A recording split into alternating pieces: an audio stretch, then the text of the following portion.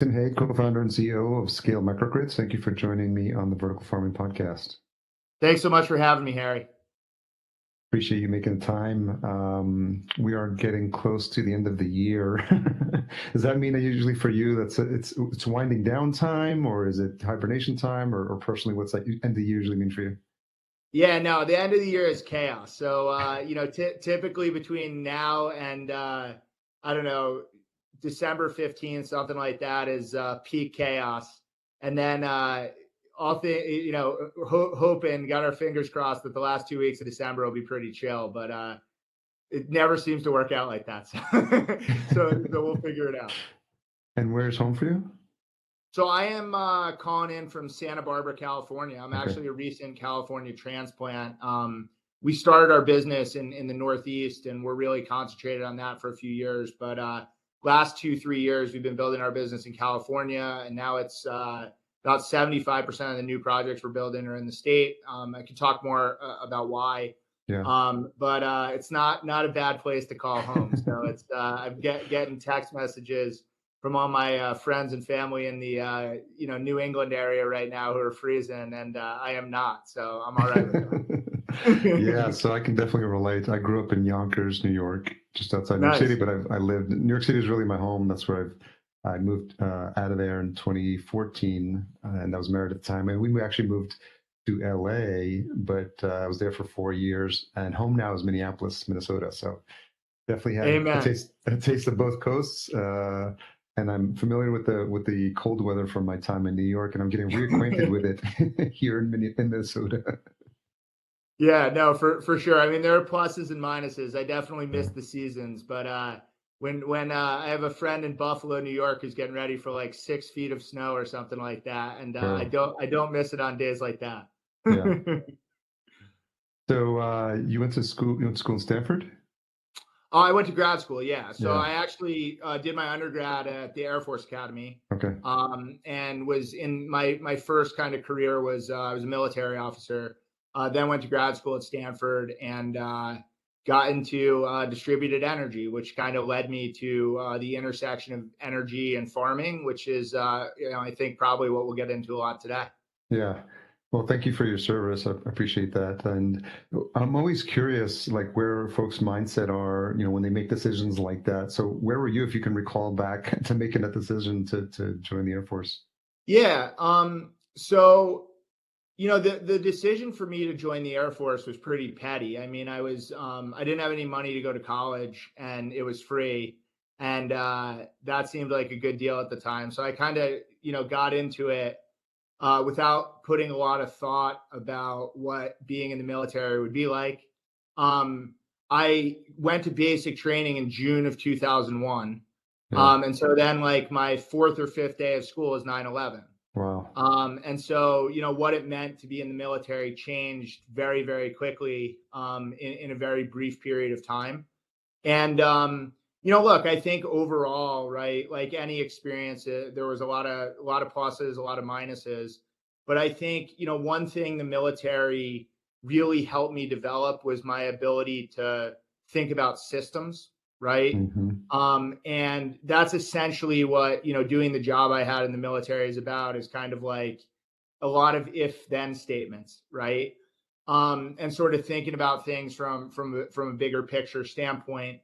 Um, and subsequently, and I guess the other part of it, right, which is relevant, is being in the military is also what got me very inspired to work on climate, right? So Mm. it's one of the things we don't talk about a lot, but for the last 25, 30 years, right, the Department of Defense has looked at climate change as the number one national security threat Wow. over, sort of time. And so I actually did some work on that while I was in the Pentagon, and it kind of blew my mind, right? So as I transitioned out of the military, that was a thing that I was really, really interested in working on. I started to, learn about the electric grid and sort of the energy systems that we have in place, and found that, the way I thought about things was pretty conducive to making change in this industry.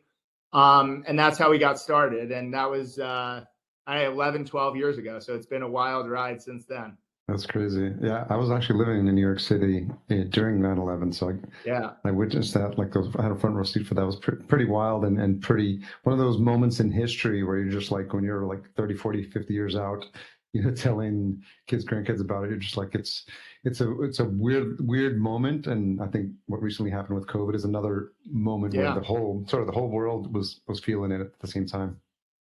Yeah, absolutely. I think 9/11 definitely changed the world. It changed the way I look at the world, and COVID did the same thing, right? And I think at the end, um, the commonality, right, is that it's in those moments that you kind of start to understand our shared humanity, right, and that we're all on this rock floating through outer space together, and we got to try to make it work for each other. And I think that's kind of been my takeaway from both of those huge events, and is really a driver of the work we try to do at Scale Microgrids.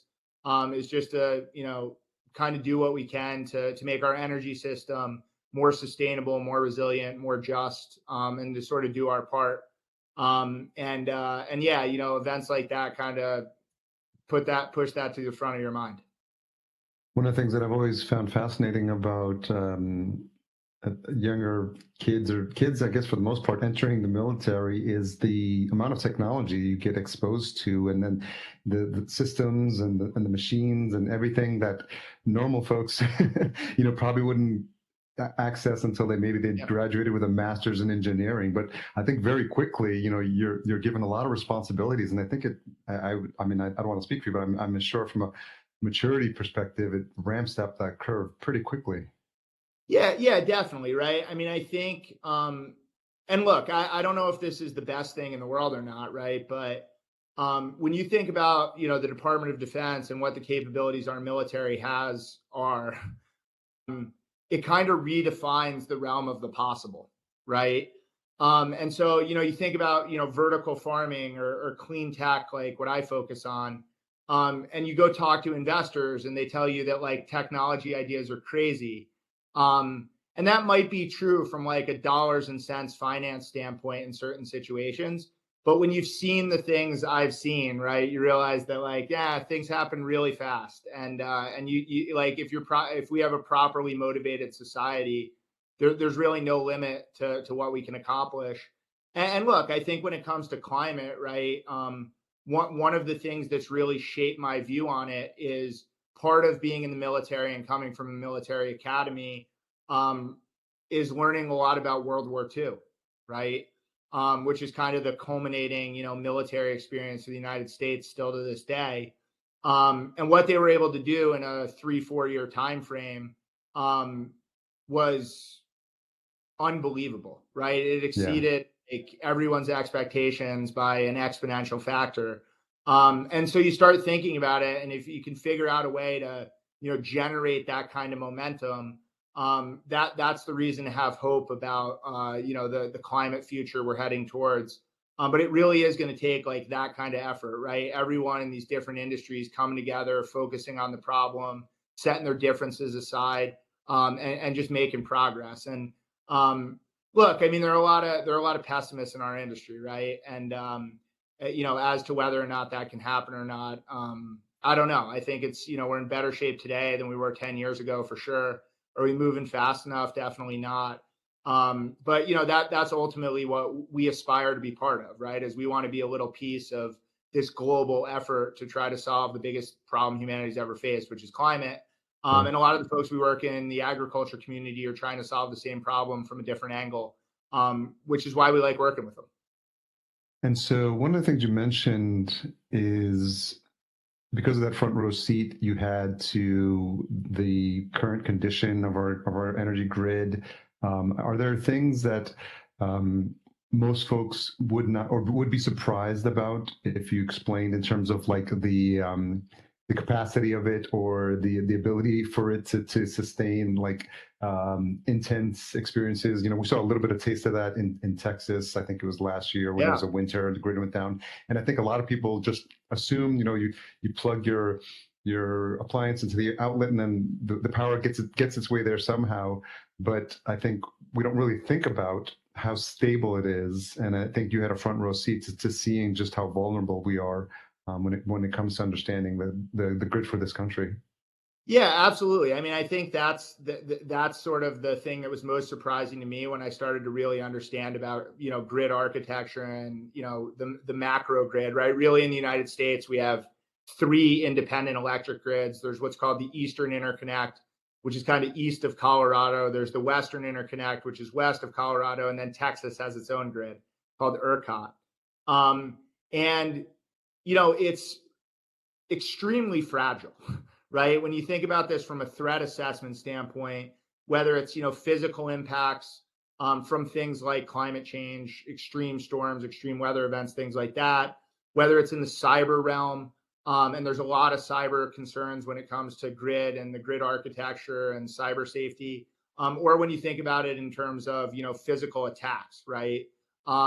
There's a lot of equipment that makes our grid work that's very rare and very difficult to replace, right? And so there's a lot of literature that's been written about this. One of my favorite books is a book written by Ted Koppel called Lights Out, which kind of walks through all the different scenarios where large regional power outages could occur in the United States, and sort of explores what the impact on our society would be.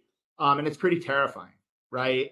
And I think one of the things people don't think about a lot is how resilient that infrastructure is, right? Our utilities and our public service commissions and all the folks that operate the grid really do a remarkable job of keeping the lights on for the most part.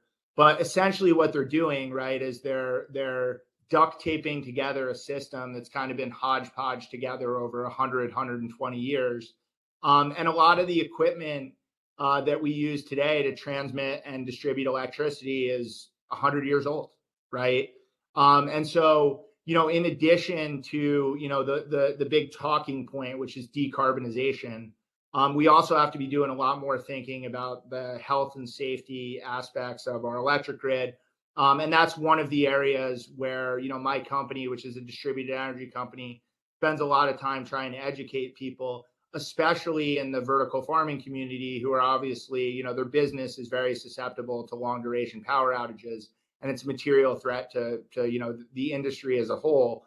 I think a lot of people take it for granted, and we're hoping that we can kind of be proactive in helping to shore some of this stuff up before something really bad happens. And it doesn't take a big event like, the freeze in Texas, which killed over 60 people. And, it cost, I think, like dozens of billions of dollars in economic damage. Yeah. But, what people don't realize about that event is they were literally 30 seconds away from blowing the grid up and potentially not having power for months, right? And those are the types of situations as we, move into a climate future with increasingly unstable weather, as we move into, a cyber realm where, it doesn't necessarily take state actors to access the power grid and shut things off or mess around, but can kind of be like a kid in his basement, right? Those threats are very, very real. We don't think about them a lot. We don't think about them enough, but they should be driving our decision making, and too often they're not. Yeah, a lot of those will give listener a room to pause and be a little bit worried. But I think what we want to get out of this conversation is hopefully some hope for what some opportunities are. And so I think, obviously having had that experience in the Air Force prior to Scale Microgrids, you spent some time with Energy Redux, which is now Centric. Yep. Can you talk a little bit about your experience there and how, that eventually led to what would be present day with Scale? Yeah, so kind of the theme of my career in the energy industry has been decentralization, right? So if you think broadly from like an energy transition standpoint, there's kind of, two facets to how we're going to solve climate change, right? The first is generally referred to as electrify everything, right? So if you think about global carbon emissions today, roughly a third come from transportation, roughly a third come from electric power production, and then roughly a third come from heavy industry and agriculture, right? That's kind of the allotment. And in order for us to get to where we need to be in order to mitigate climate change, we essentially have to convert all those fossil-driven processes to renewable electricity. So that's kind of the first step in solving climate change from an energy transition standpoint. Then the second stage is how do you electrify everything, right? And I think there's really three principles that we have to sort of abide by in order to do that. The first is obviously decarbonization, right? So we have to use a lot of renewable or low carbon energy in order to generate the electricity on our grid. The second, and this is the thing we don't talk about a lot, is decentralization, right? So if you think about the electric power industry, which has been a commercial product for roughly 120 years, it's always been a top-down model, right? And so you've always built really, really big power plants and then connected that to load via this series of transmission and distribution lines. And the reason that that was done originally was because of the way we generated power and economies of scale. As the way we've generated power has changed and we're moving more towards solar and storage being the backbone of the grid, that's opened up the opportunity to build a distributed bottom-up network. And that's really where the resiliency piece comes into play, right? Is that if you just think about this at the highest level, you don't want single points of failure, right? So if you have one power plant that's responsible for, lighting a million homes, and something happens to that one power plant, you're in trouble. If you have a million power plants that are, energizing a million homes, that threat profile is much more secure. And so, decarbonization, decentralization, and then the third thing is digitization, right? And so essentially our entire electric grid was built and a lot of it still runs on an analog system. Mm-hmm. What we can do from a digitization standpoint is pretty remarkable, and we're just kind of scratching the surface of that. And so that's basically the recipe for, solving climate change, right? Is electrify everything, and then within electrify everything, decarbonization, digitization, decentralization. And that's kind of what we work on at Scale Microgrids, specifically that decentralization piece. And so this is, talk a little bit about the idea, because you at the time you were still at Energy Redux. Yeah. You came up with the idea for Scale. Yeah, that's right. So, Energy Redux was what's called a cogeneration company, right? So it's cogeneration or combined heat and power. It's a good technology, primarily runs on fossil gas, right?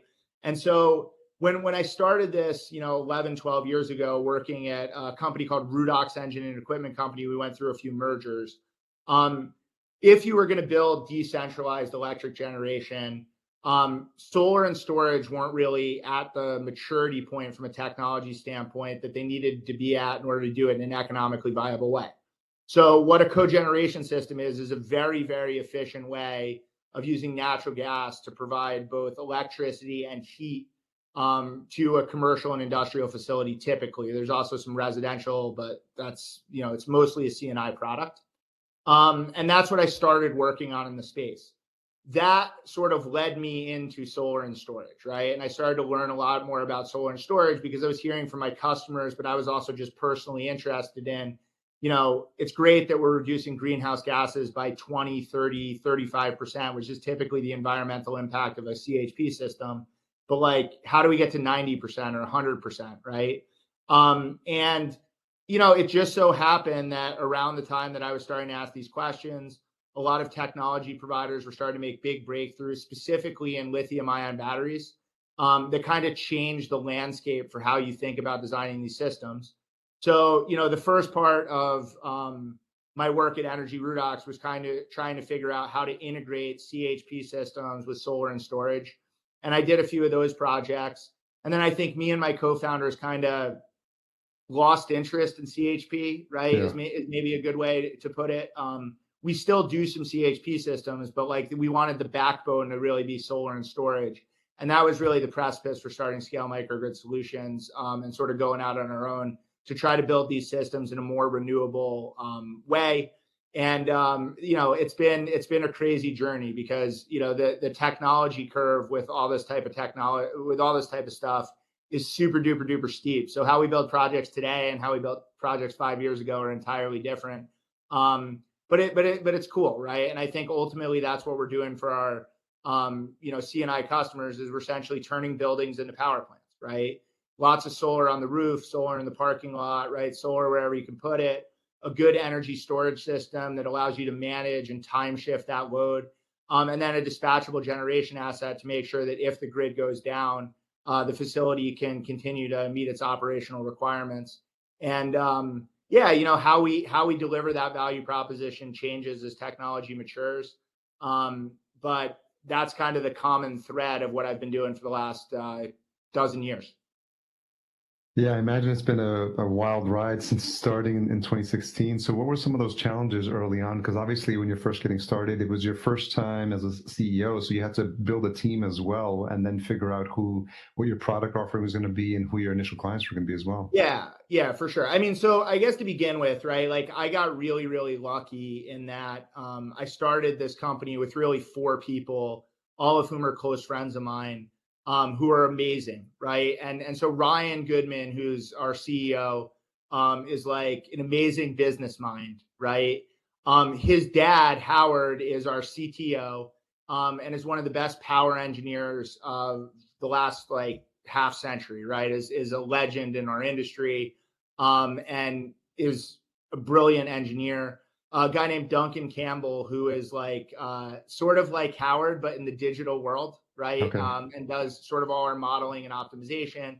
And then a guy named Pete Krasko, who's a military buddy of mine, who oversees all our construction, project management, stuff like that. And I don't think any of us could have done it without the other 4, right? So it really kind of took a village. But we started with a really strong team.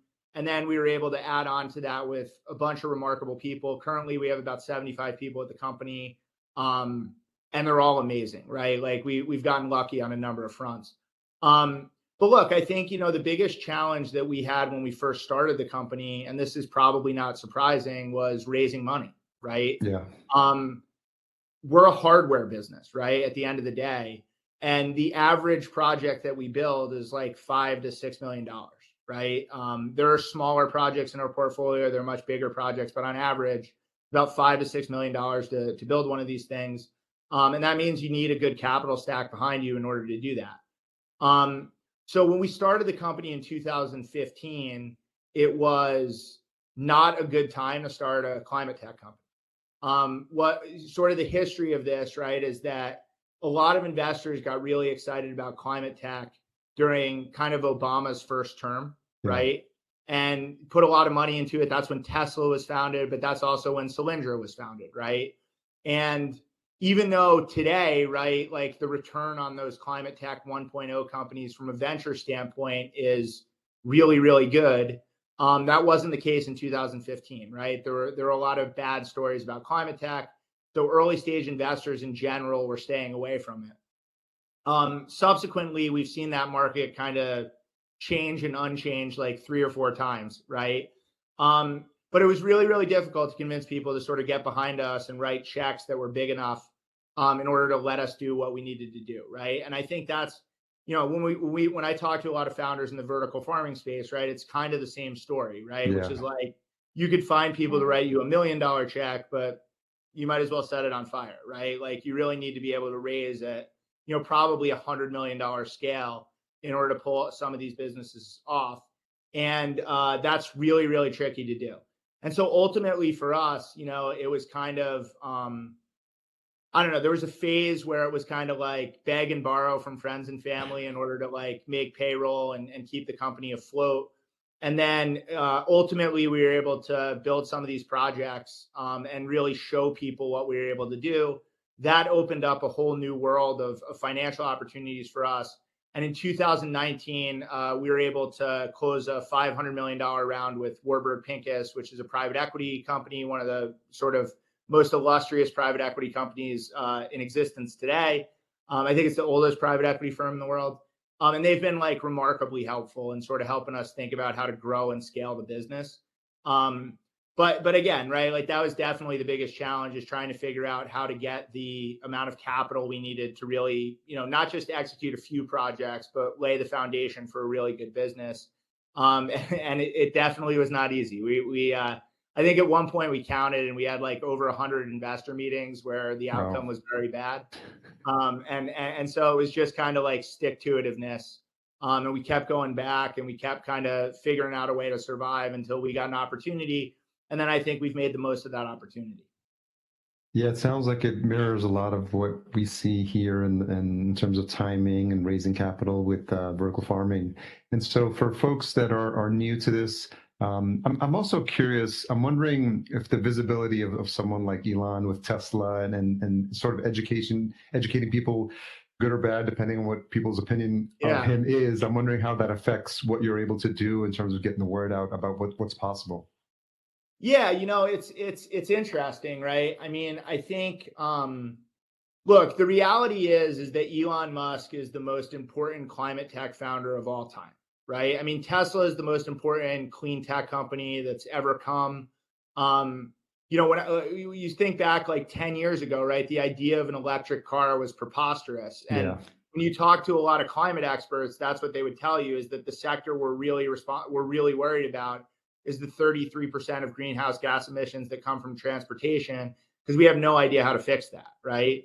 And Tesla fixed that, right? I mean, the impact that they had can't be overstated, both on the transportation side, but also their stationary battery project or yeah, products have been instrumental in helping decarbonize the electricity grid and deal with intermittency problems that are associated with renewable energy, predominantly wind and solar.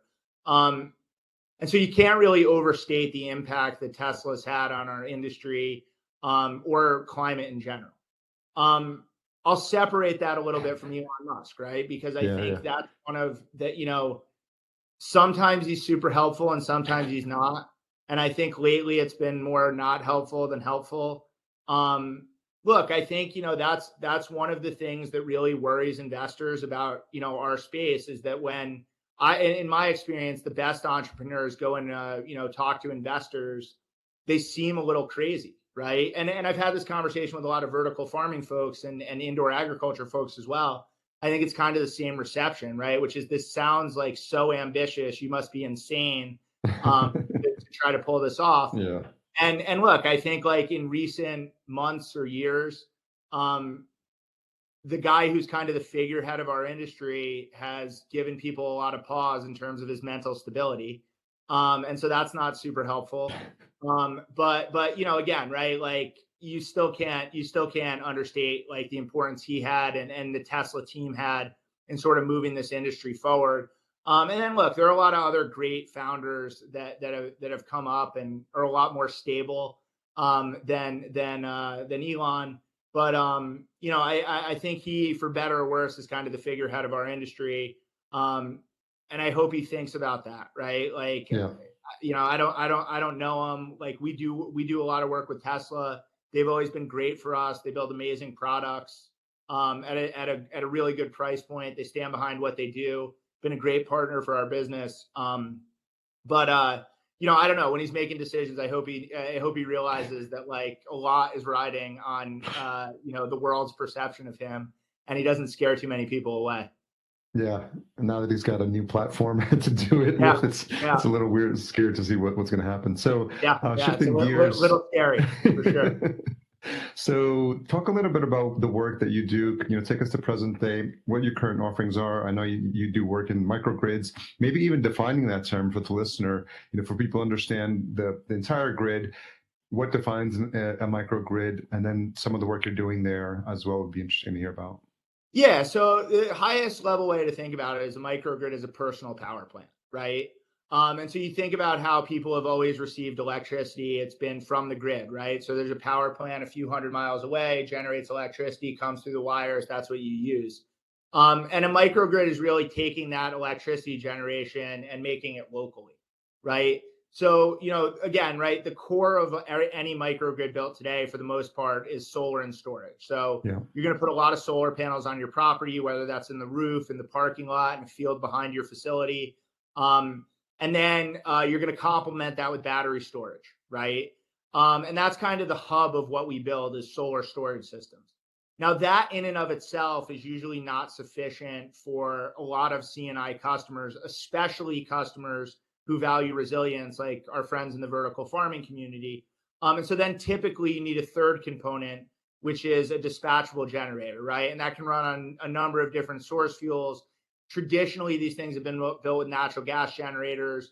But cleaner fuels are coming in the mix, whether that's renewable natural gas or green hydrogen, things like that, all of which we're experimenting with. And ultimately, right, the goal is how do you take this mix of technologies and figure out how to use them together to create a value proposition that's economically, environmentally, and operationally optimized. And the fourth piece of that system is a switchgear and control system that does that, right? So generally speaking, when we build a system, you'll have solar panels kind of all over the place, and then 3 boxes in the parking lot. One will be the dispatchable generator, one will be the battery, and one will be the brain. When you do that, right, I think in general, especially in like high energy density use cases like vertical farming, you can significantly reduce your electricity bills. You can have resilience. So during a power outage, plants don't die or servers don't crash, whatever the use case is. And then you can typically reduce your greenhouse gas emissions, at least your scope 1 and scope 2 greenhouse gas emissions by 30 to 50%, which whether you're thinking about this through an ESG framework or just like being a good human framework, is pretty important. And so that's like the basics of what we build. And, hopefully we'll get into this, but I think, one of the use cases that we really love and one of the industries that we're really excited about is vertical farming. And so we've built a few projects in that space. Some have worked out better than others. But I think it's a really, really cool application of the technology. And it's an industry whose mission is very consistent with ours, right? Which is something that's really important to me and our employees. Is making sure we're working with companies who are trying to, work towards the same end goals as we are. When did vertical farming get on your radar? So I think like maybe 2017, Okay. I had a buddy from grad school who went and worked at Bowery Farming. He was kind of one of the first 10 or 12 employees at Bowery Farming. And initially it was just like, hey, I'm working on an indoor farm. And I was like, what's that? I want to come see it. Yeah. And originally it just like piqued my curiosity, right? And then I started to meet the team and sort of understand the narrative and see what they were trying to do. And that's a ridiculously talented team of people at Bowery. I got pretty hooked on it pretty quickly. But I also saw like the application of what we were building, right? And I think, for Bowery, the conversation started with a conversation about resilience, which is, what are you guys going to do if there's a major power outage that lasts, a week, a month, whatever the case might be. Yeah. They obviously, are very, very focused on sustainability, which is, I think, a key issue in the vertical farming community right now. And then the economics matter a lot, right? Because ultimately you're trying to, produce a pound of lettuce that's, economically comparable to, traditionally grown crops. And so we kind of put those two things together, and it was a good, we thought it was a good project to do. They agreed. We built it. I think that system was commissioned in 2018. And it's been a pretty good relationship for us ever since. But that was kind of our first step in vertical farming and indoor agriculture.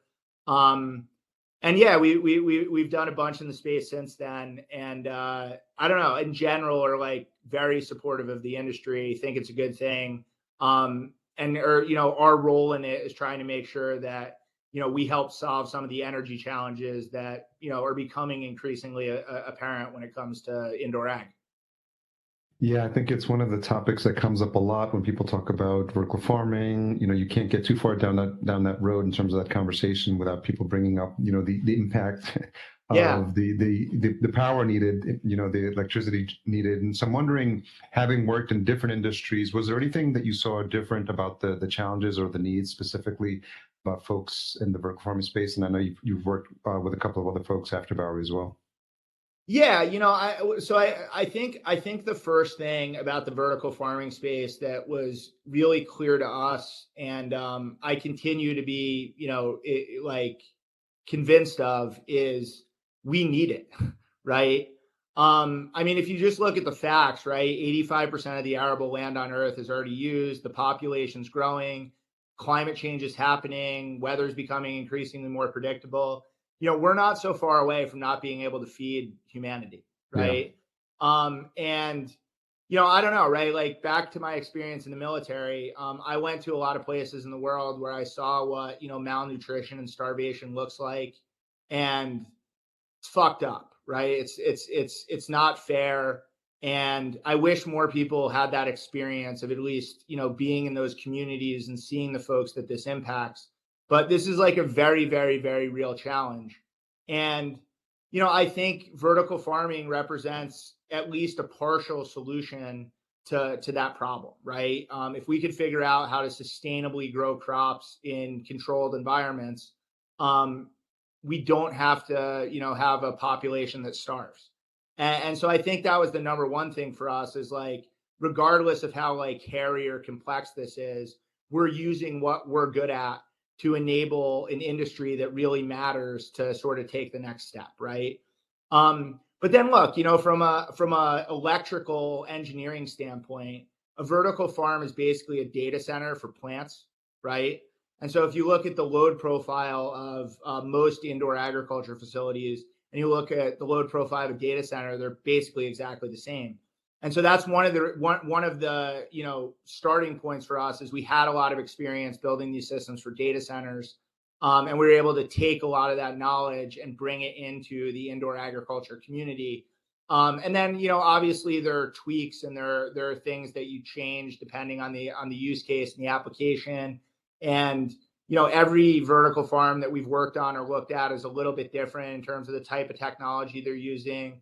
The growth mechanism, whether it's hydroponics or and all that sort of stuff. But the basic premise is you have a flat, predictable load. And so from an electrical standpoint, that's like perfect, right? That's where you can go in and start manipulating like time of use pricing with batteries and making sure you're buying renewable electrons from the grid and then dispatching them at night when most of the electrons are fossil heavy and things like that.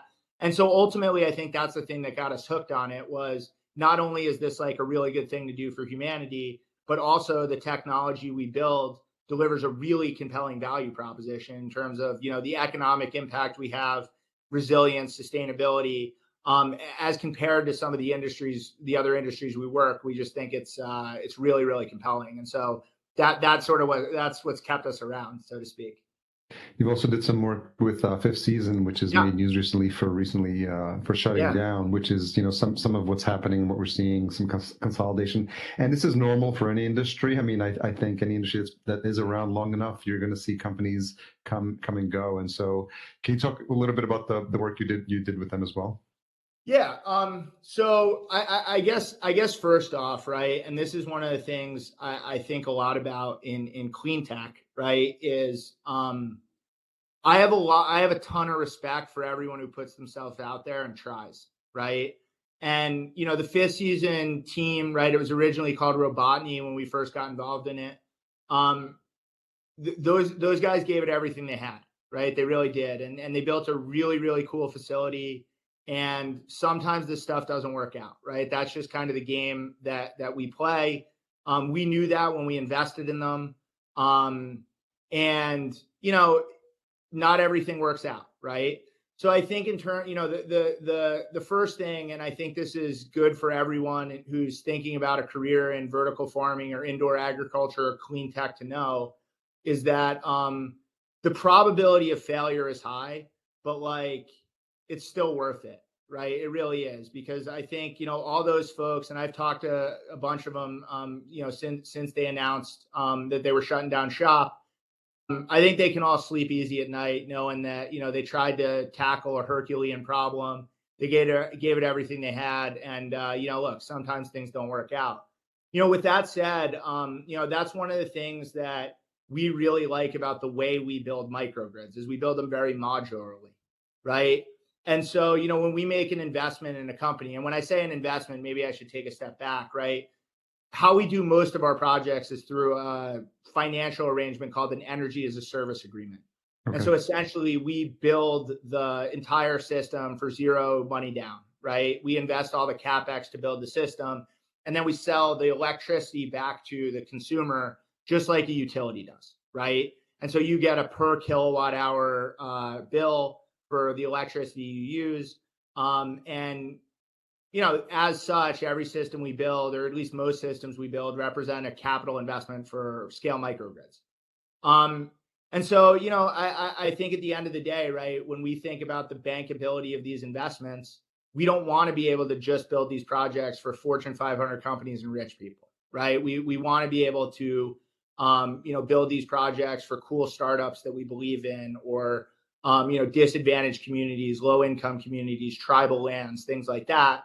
In order to do that, you have to design the system in a way in which the equipment has really high residual value in the event of a failure.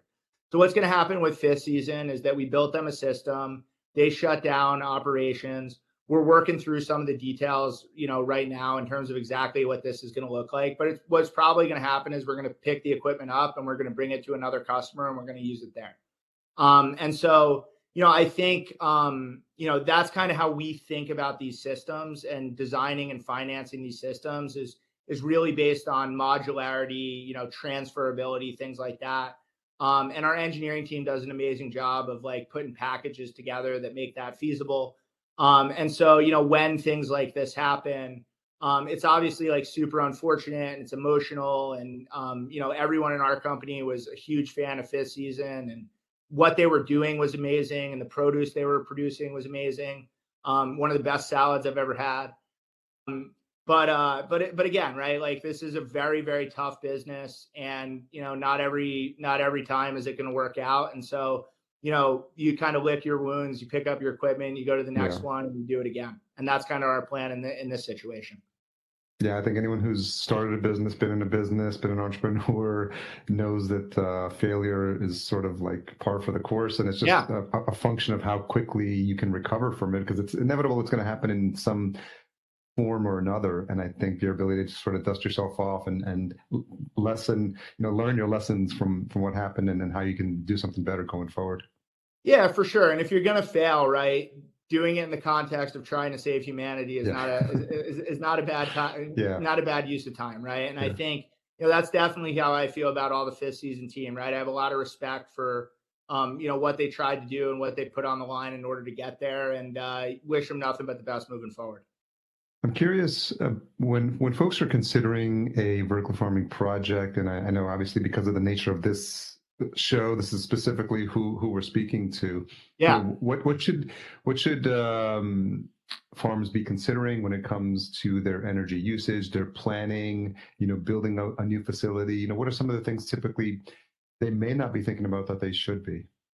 Yeah, so I mean, I guess what I would start off with, right, is that if you're going to build a vertical farming facility, energy needs to be a core competency of what you do, right?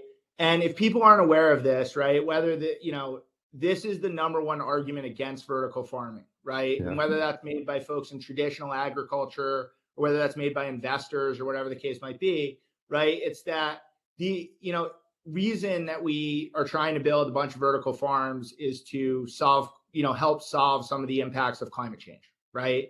And if vertical farming is contributing to climate change, then it's kind of counterproductive, right? And so, energy is a core competency of vertical farming. You have to figure out not only how to grow delicious, economically viable crops in a warehouse, but also how to do that while minimizing your carbon footprint. And also how to do that while making sure that a power outage doesn't cost you your business. And by the way, from an economic standpoint, typically for vertical farming customers, utility bills are the number one operational cost, right? Especially as we move more towards robotics and AI and all that jazz, and are replacing people with process in the farm. And so, that's what I would tell everyone who's thinking about getting into this industry is you better have someone who really understands energy on your team, right? And then, right, there's a lot of different considerations. The first one is where you locate the farm itself, right? And there's obviously a ton of factors that go into this. You want to be close to population centers, et cetera, et cetera. But you also want to locate your farm in an area where the grid mix is more sustainable than other places, right? So if you're building one of these things in Mississippi or Georgia, right, where this is predominantly coal power, the environmental footprint of your lettuce or kale or whatever you're making is not going to be good, right?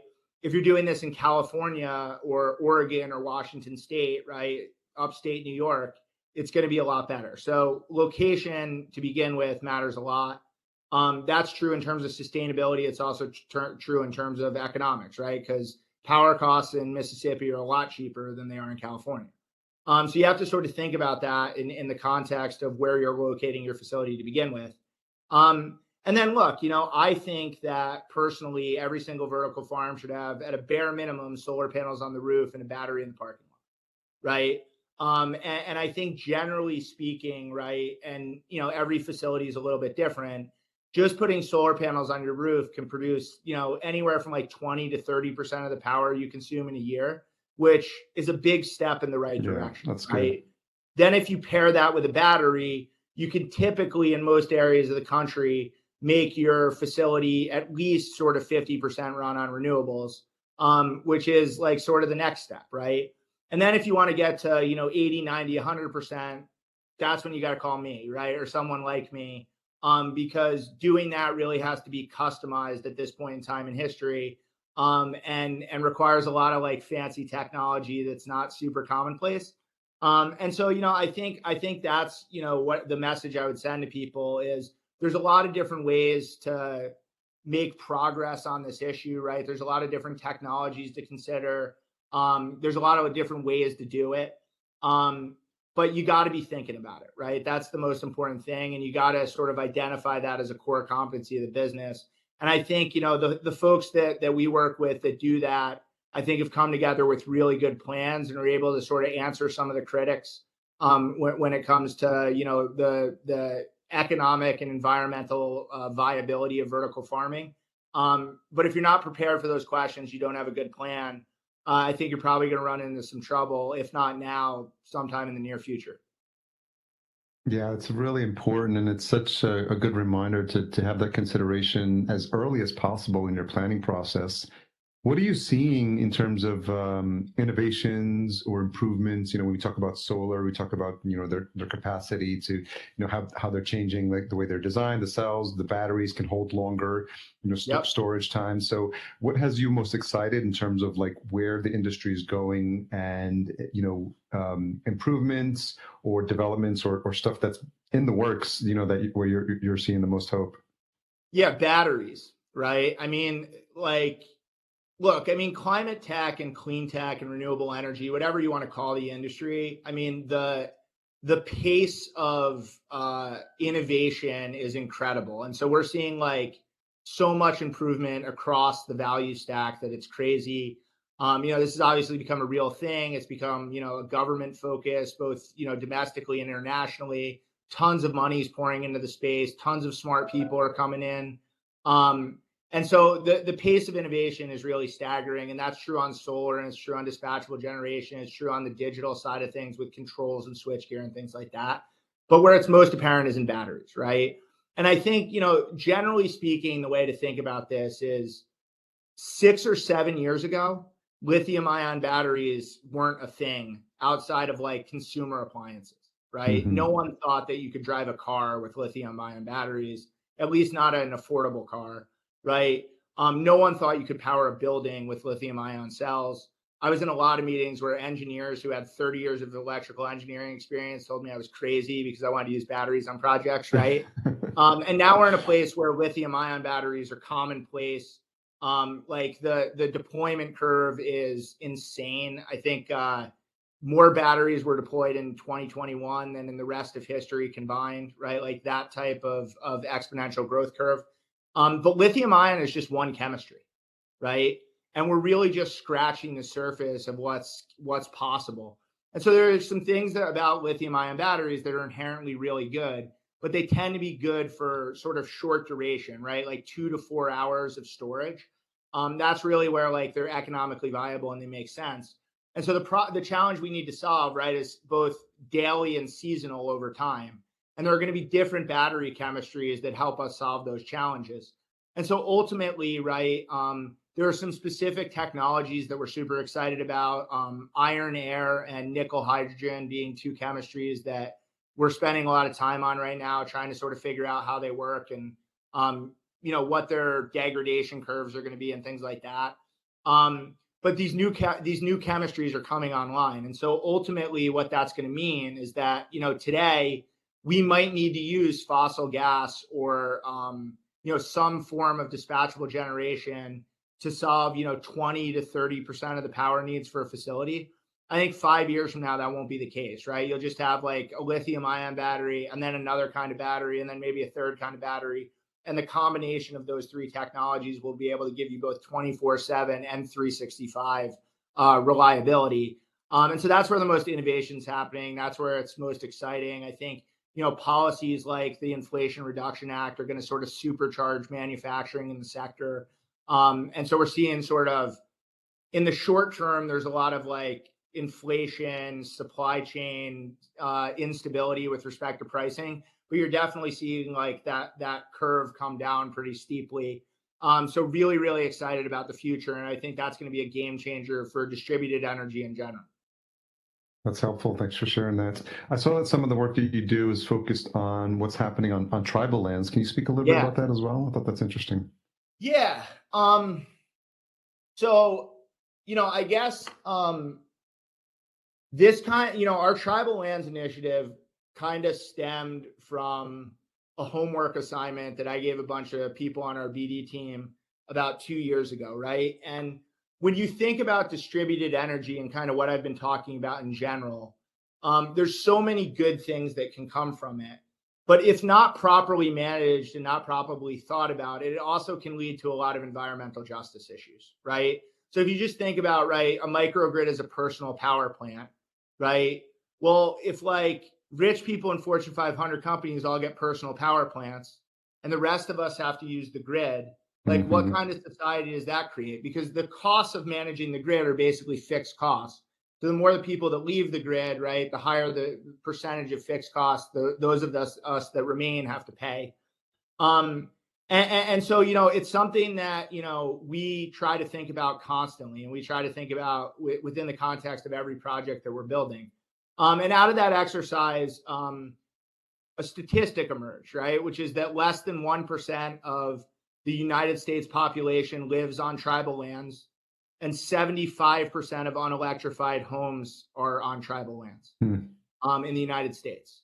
And so as you learn more and more about it, you realize in addition to, centuries of injustice that have been faced by tribal communities, energy equity has not been available to most tribal lands forever, right?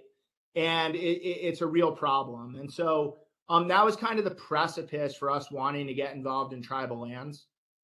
Subsequently, the Department of Energy has started to come out with a lot of big grants and incentives to help sort of bridge the gap of bankability with tribal lands. So that's helped us deploy capital and sort of make progress on a lot of these projects. But look, I think like the number one thing for us is it's just good work to do, right? When you meet with these tribes and you hear stories about, what they and generations of folks behind them have had to deal with and put up with, you can't help, you just want to help, right? Yeah. And so I think that's what we're trying to do with a portion of our business and our tribal lands initiative right now, which is really build renewable microgrids to help support tribal communities, provide them with access to cheaper, more reliable, more sustainable electricity. And we're working on it, right? It's a tough nut to crack in a lot of cases. There's a lot of sort of cultural stuff that we've had to learn along the way in terms of, how to interact with tribes and sort of some of their sensitivities and things like that. But we're making progress, and it's something we're really passionate about, and we love working on those projects. Yeah, I definitely applaud the work you guys are doing there, and I definitely encourage listeners to spend more time on your website, seeing some of the projects you're involved in there. So I appreciate you being generous with your time. I know we're getting close to the top of the hour. You also have a capital solutions arm. Is that tied directly to the projects you're working on, or is that another thing you can talk a little bit about? Yeah, no. So it's a good thing, and we have a chief investment officer. His name's Julian Torres. If I didn't talk about this, he'd be all sorts of mad at me. So this is good. Yeah.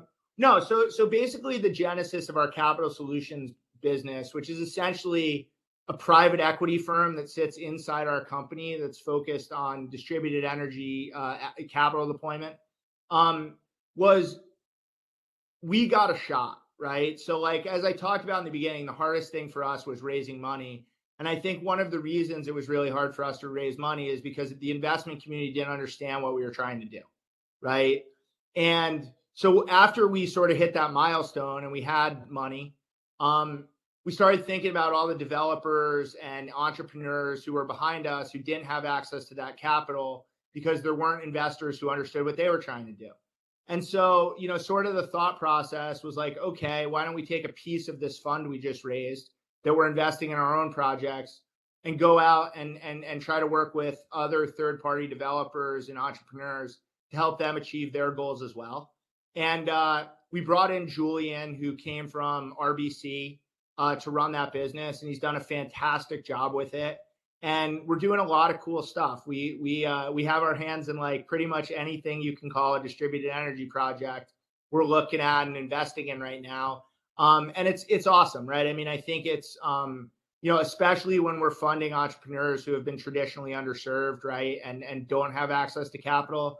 Watching those folks, see their dreams realized in terms of the projects they're building, right, and being able to actually see their vision through, is, I don't know. It's like it's a really, really good feeling. So it's that's a big part of our business today. About half of the capital that we deploy is on projects that we develop internally, and half is on third-party development now. And I could see a world in which like that's like 75% of the money we're spending, right? And so it's really exciting. I think we've learned a lot, right? And having sort of Warburg Pincus, which is like a real private equity firm behind us to teach us how to think about and do some of these things, has been unbelievably valuable. We definitely couldn't do it without them. But that was kind of the genesis of that. It was just like, hey, this was really hard for us. How do we make it easier for the next generation? And I think slowly but surely we're making progress on that front. But it's a really cool aspect of what we do and something I'm really proud of. Yeah, I imagine it gives you a front row seat to see some pretty interesting projects, technologies, Oh yeah, man. forward-thinking entrepreneurs. Yeah, so I mean, it's honestly like really inspiring, right? And I think one of the reasons I like it, right? Like when I sit in those meetings, I'm like generally useless because like I don't really understand how finance works. So I'm not the decision maker, right? But I like going, right? Because I think that's one of the cool things, and this is maybe a positive note to end on, right? Is I think this is true in both indoor agriculture, vertical farming, and clean tech, right? Is like the quality of people that are coming into these industries is insane, right? And anytime I like get like too much hubris, right, or I want to like rest on my laurels or anything Yeah. like that, I go meet some of these folks who are the next generation of entrepreneurs coming up, and like I very quickly go back to work, right? Because it's like super inspiring in terms of how creative and innovative and committed these folks are to maximizing utilization of these technologies, inventing new technologies, inventing new ways to use technologies, all these types of things. And they're starting to succeed, right? I mean, that's the coolest thing about this is you're starting to see more and more companies come up and really get to maturity and really having a positive impact on the world. And so, ultimately, as much as you hear all this doom and gloom in like the mainstream media, right? And just I guess the media in general, about climate and the situation we're in, which by the way, like a lot of it's warranted. It's not an awful situation on paper. The reason for hope is the people that are working on this problem, right? And I think, across our industry, and I'll just lump vertical farming into climate tech, right? It's just an amazing family of people who are coming together and just breaking down doors left and right. And if that like sort of exponential growth curve continues to happen, I think we're gonna make the best out of a really bad situation. We're gonna be all right. So there's a lot of work to do, but a lot of really smart, talented people who are working on it, and it's cool to be part of that community and cool to work with those folks on a day-to-day basis for sure. Yeah, it must give you a great front row seat to what's possible and give you hope for the future as well. So maybe just kind of like ending on that note, that it's hard to predict what's going to happen. A lot of people in end of 2019 had some plans about what they were going to do in 2020, and you saw what happened there. So just if you can look a little bit forward, when you think about roadmap, when you think about upcoming projects, when you think about things that have you excited over the next 12 months for Scale Microgrids, what comes to mind? Yeah, I think I have one of my mentors in this industry is a guy named Jigger Shaw, who now runs the loan programs office at the Department of Energy. So I'm not allowed to talk to him as much as I used to. But he's like super important now. But he spoke at a conference I was at last week, and kind of the message he sent to people was, you got to stop thinking in M's and start thinking in B's, right? And generally speaking, what he was talking about was, a lot of us have gotten into this industry, and we've built viable businesses, and we can write paychecks to our employees, and there's some stability. But if you like, the scale of the opportunity is such that we really should be thinking bigger, right? Both from an impact standpoint and financial standpoint. And I think that's really like the big next step for us, right? Is, we have built our business I'm really, really proud of, but we're still kind of like this niche business, right? We work in hundreds of millions of dollars, definitely not billions of dollars yet. And I think, that next step is really challenging, right? It's just as hard as the first step to get to kind of where we are today. That next step is really challenging. And I think it takes a lot of discipline and a lot of commitment, a lot of camaraderie to be able to say, like, yeah, what we're doing isn't good enough, right? Like, we need to go bigger. We need to keep taking risks. We need to keep, making progress and doing crazy shit. And, that's, I think, what I'm excited about, right? I think I work with a group of people who are up for it, right? Who are willing to say, like, yeah, like, we've built something cool, but it's not good enough. Like, let's keep going. Let's keep doubling down. And I'm excited to be a part of that. So I think, that'll be 2023 for us, right? Is like, we're going to take a shot at bees, and it might work out and it might not, but like, we're going to go out swinging. And so, yeah, that's gonna be next year for us. Hopefully I'll get to sleep for like 2 weeks at the end of December before that happens. Yeah. And then we'll get going in January. Given the audience for this podcast, is there any parting notes or parting thoughts that you have specifically for the folks? There's a lot of the your fellow leaders in this industry, CEOs and founders of this growing industry. Any thoughts for them?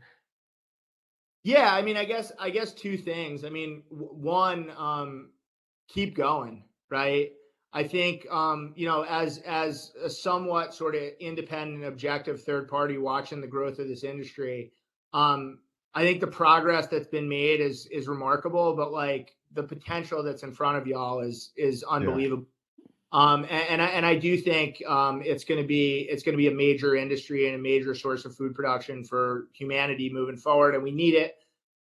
So keep going. And then I guess the second thing is, if you have energy questions, my door is always open. Let me know. I love working with the community, and would be happy to chat with you if you got any questions, concerns, thoughts on whether it's distributed energy or just electricity in general. Let me know. Sounds good. Well, Tim, I really appreciate your time and sharing your inspiring story. It's so interesting to see, how the arc of your career started and what was important for you and what influenced you and what motivated you. And you can see that as a common thread for everything you've been doing up until the present day. And I can still sense the excitement that you have for what's possible. And it really gets people motivated, gets listener motivated. And I think it keeps, I'm sure your partner's motivated, because it feels like we're all marching towards the same initiative to make the world a better place, and you're doing your part, and folks in vertical farming are doing their part as well. So I really thank you. Amen, brother. Well, thank you so much for having me. I'm a big fan, and I appreciate you having me on. So scalemicrogridsolutions.com for folks to learn more. Anywhere else you want to send folks to get connected with you? No, that's about it. I'm on Twitter at Timothy Hade if you want to see some of my rants, at least as long as Twitter exists. So Sounds good. Thanks so much for having me, Harry. I'll talk to you later, brother.